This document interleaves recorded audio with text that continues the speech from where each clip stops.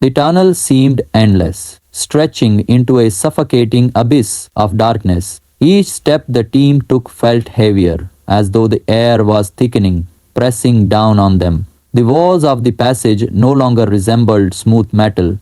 They now appeared organic, pulsating faintly like a living creature's flesh. Commander, this isn't a structure, Ali whispered, his voice shaking. It's something else, something.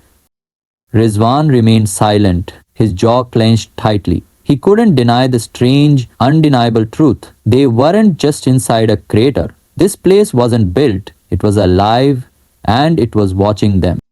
Sarah could still be close, he said, finally breaking the silence. We don't leave until we find her. But even as he spoke, doubt gnawed at him.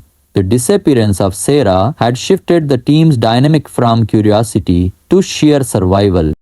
The corridor of echoes. The new tunnel they were in wasn't like the one they had entered earlier. This one was narrower, winding, and filled with faint whispers that seemed to echo from every direction. The whispers weren't random. They carried a cadence, a rhythm that felt deliberate.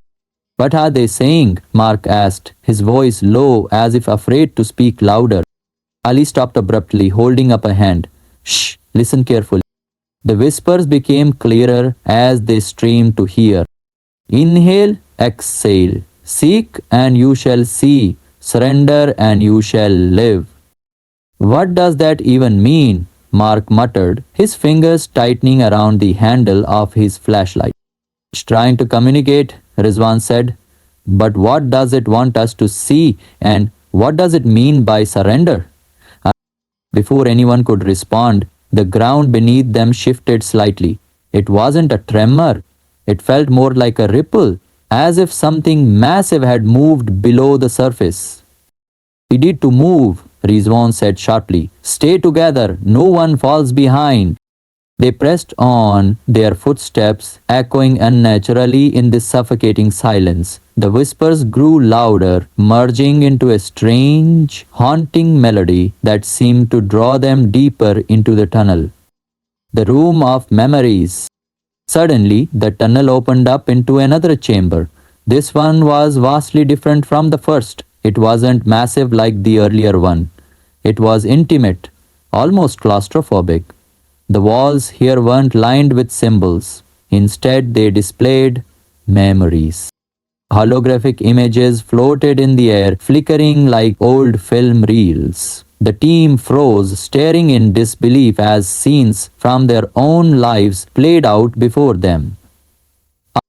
Ali saw himself as a young boy standing in his father's shop in Karachi. He was holding a cricket bat, grinning ear to ear. This was my favorite memory, he whispered, tears brimming in his eyes.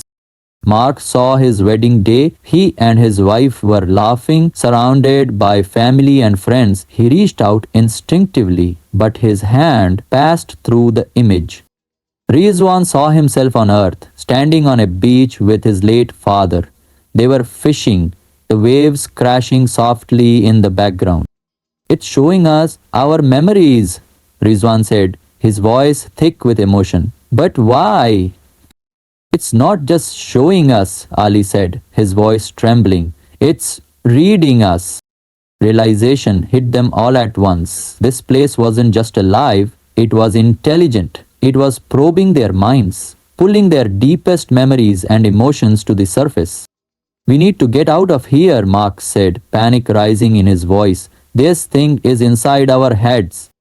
But before they could move, the holograms shifted, the happy memories faded, replaced by darker, more painful ones.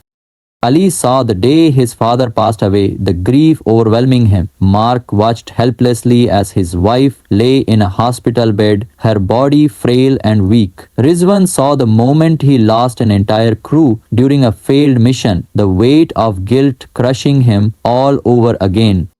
Stop! Rizwan shouted, but the chamber didn't relent. The images grew more vivid, more intense, as if the entity was feeding off their pain.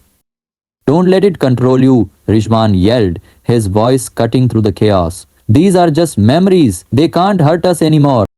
With great effort, the team forced themselves to look away from the haunting images. The whispers in the chamber grew louder, almost angry, as if the entity was displeased by their resistance. Let's move, Rizwan commanded. We're not staying here.